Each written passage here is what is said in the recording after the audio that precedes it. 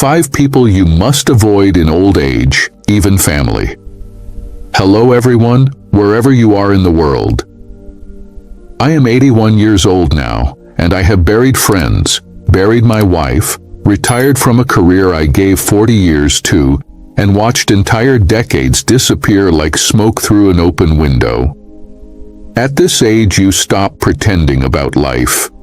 You stop dressing pain up in pretty words. You finally say things honestly because time no longer feels endless. And that is why tonight I want to talk about 5 kinds of people you must avoid in old age. Even when they are family, even when you have known them your whole life, even when walking away hurts you deeply, because peace becomes more valuable than approval once you reach a certain age. There are people who will take your peace without ever raising their voice, and in my experience the hardest part is that many of them do not look harmful at first. Some even look like love, some look like family, some look like duty, but over time you begin to see the pattern. So I want to walk you through the 5 kinds of people I personally had to distance myself from. I will not speak about them as theories.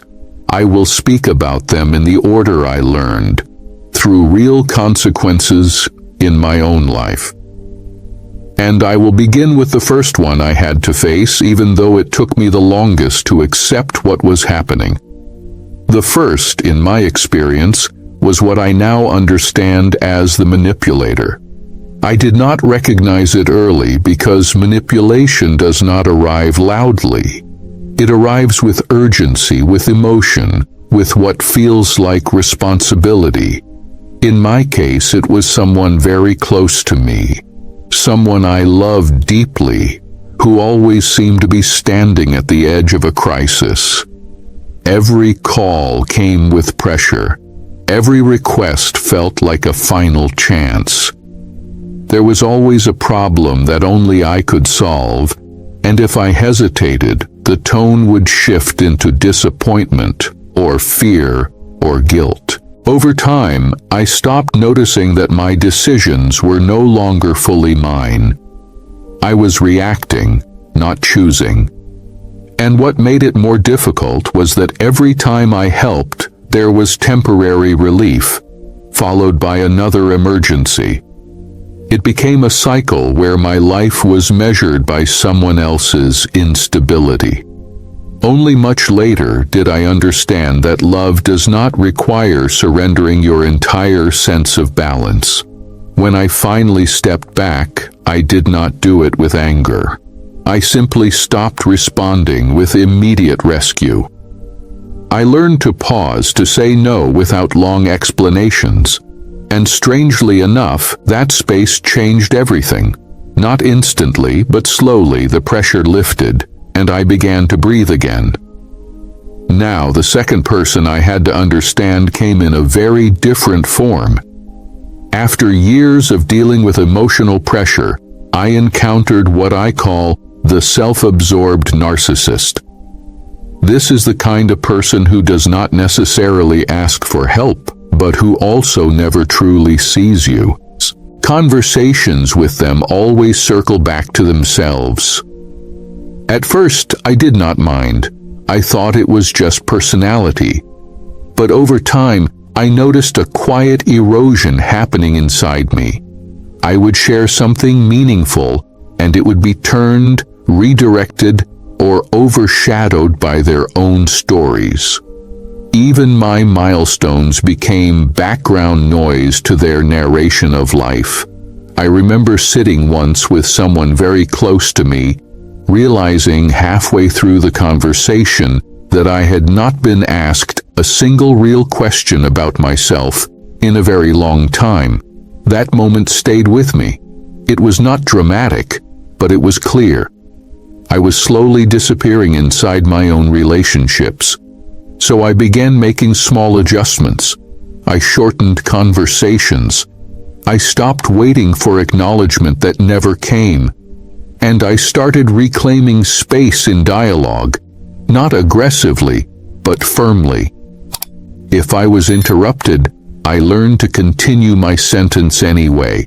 It felt uncomfortable at first, like breaking an unspoken rule, but over time I realized the rule had never been mutual to begin with.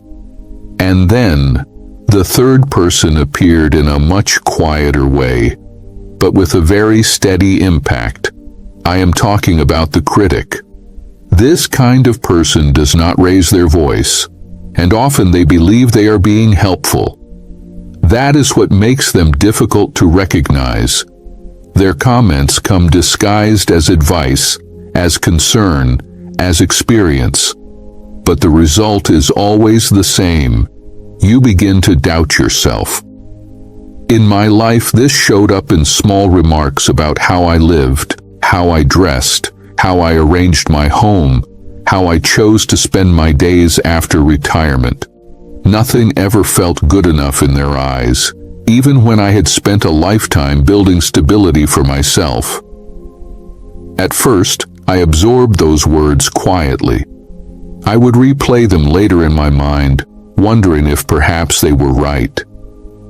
That is the subtle damage of a constant critic. It does not break you immediately. It reshapes how you see yourself over time. Eventually, I realized something important. Not every opinion deserves a place in your inner world. Some words are just noise, even when they come from familiar voices. So I started responding differently. I stopped defending every choice. I stopped explaining my life as if it needed approval.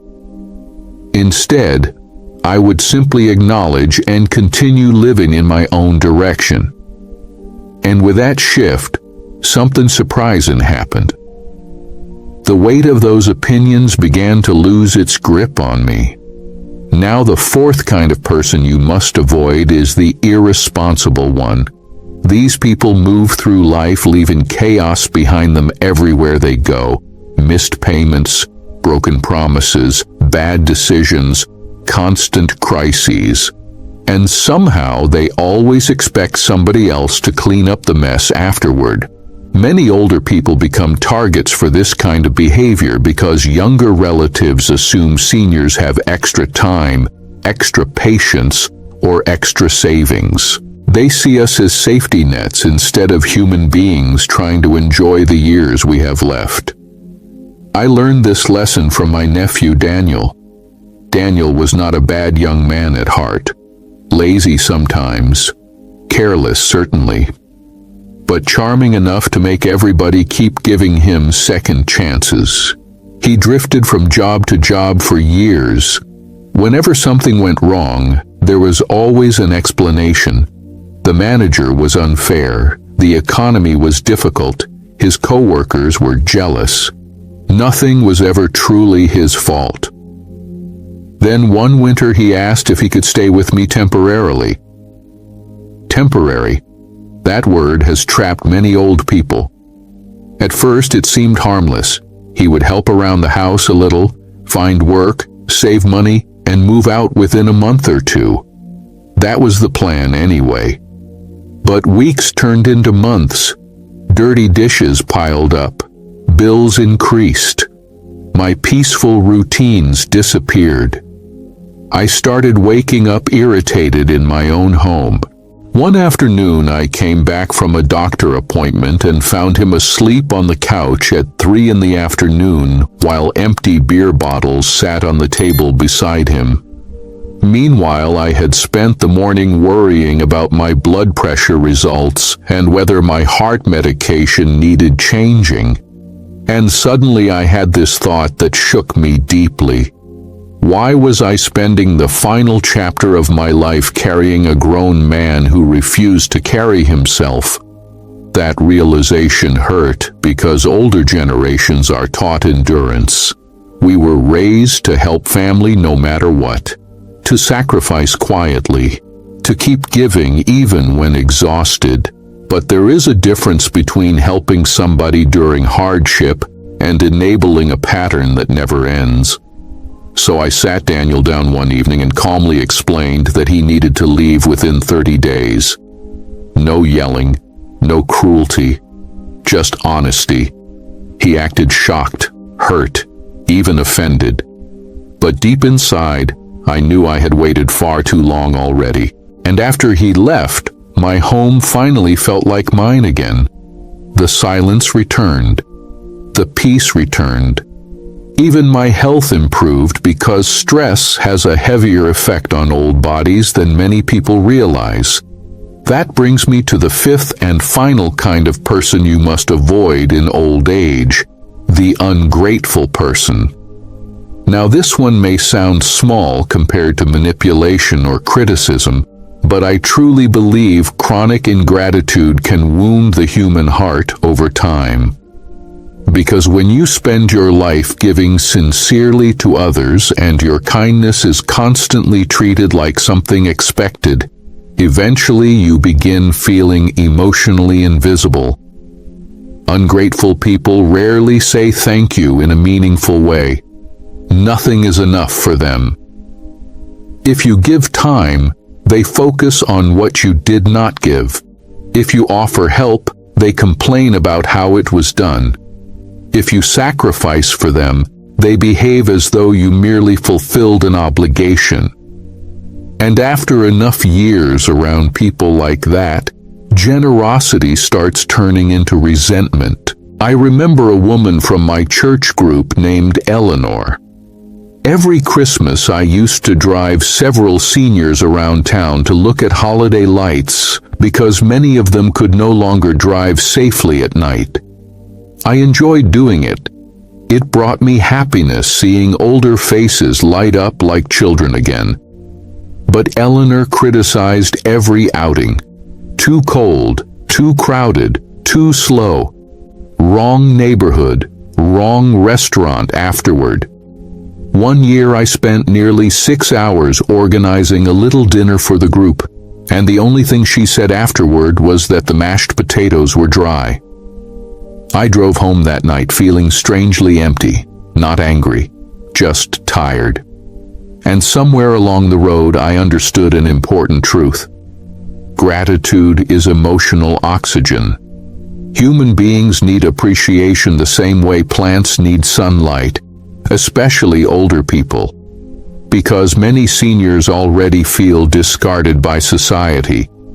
A simple, sincere thank you can warm an aging heart more than people realize. After that, I stopped overextending myself for people who treated kindness casually.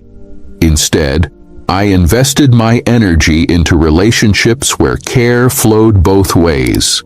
And life became lighter because of it. You know, when you are young, you think life is mostly about achievement. Building careers, raising children, paying mortgages, chasing goals. But when you become old, your definition of a good life changes completely. Peace becomes wealth. Calm mornings become luxury. A stress-free afternoon becomes more valuable than impressing anybody. And the people around you matter more than almost anything else because they either protect your spirit or slowly drain it. I do not hate the people I talked about tonight. Truly, I do not. Some of them probably carried wounds I never fully understood. But age teaches you something important. Compassion does not require unlimited access. You can love people while still protecting yourself from the damage they cause. That lesson took me nearly 80 years to learn. So if somebody in your life constantly leaves you anxious, exhausted, guilty, invisible, or emotionally small, please do not ignore those feelings anymore. At our age, peace is not a luxury. It is necessary. Protect your remaining years. Protect your heart. Protect the quiet little joys that still make life beautiful. And if nobody has told you this lately, let this old man say it now. You are still allowed to choose yourself. Thank you for spending this time with me today.